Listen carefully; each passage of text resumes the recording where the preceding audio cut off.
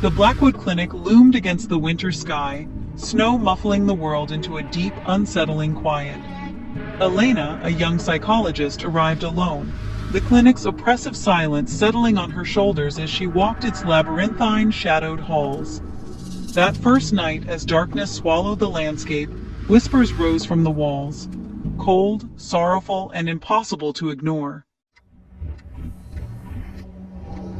On her second day, Mrs. Gable, a senior nurse with haunted eyes, led Elena through the silent wards. At the end of a cold, dust-choked corridor, they stopped before an unmarked door. Room 313. Mrs. Gable, whispering, "Stay away from this room. It holds on to things, memories best forgotten." Elena's curiosity warred with fear, but Mrs. Gable's warning was clear. Never open that door, no matter what you hear. That night, the whispers grew sharper, circling the third floor, calling Elena's name. The legend of Room 313 had taken root in her mind.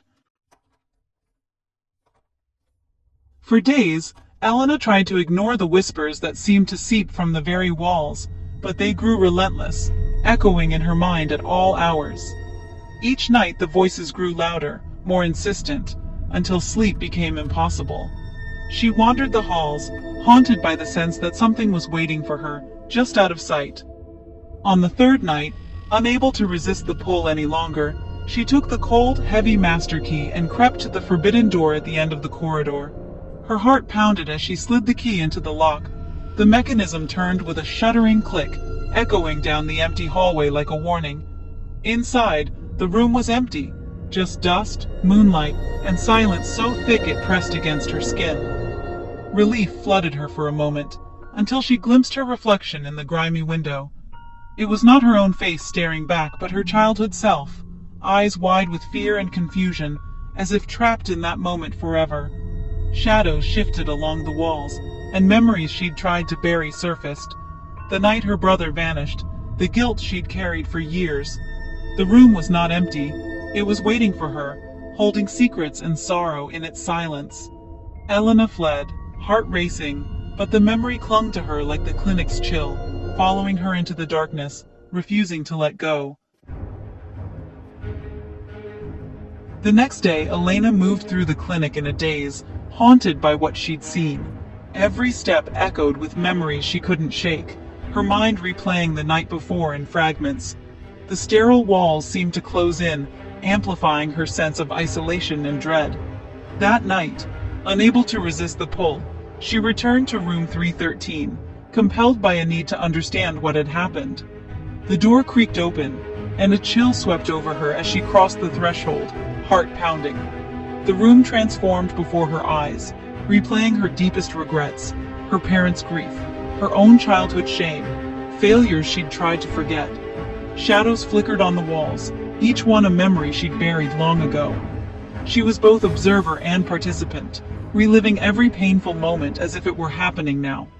The air felt heavy, thick with sorrow, and she could almost hear the echoes of her younger self crying out. The whispers grew louder, feeding on her guilt, blurring the line between past and present.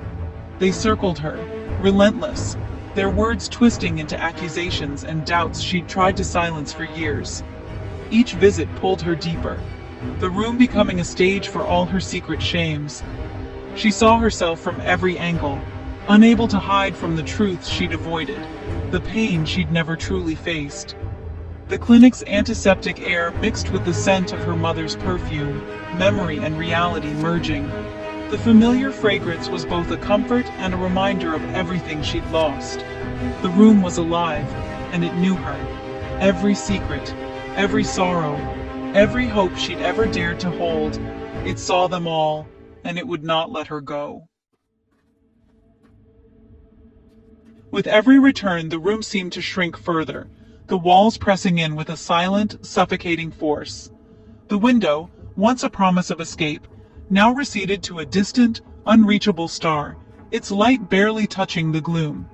The voices inside her head became a relentless storm, her parents' accusations echoing, her friends' disappointment lingering, her patient's despair haunting her every thought.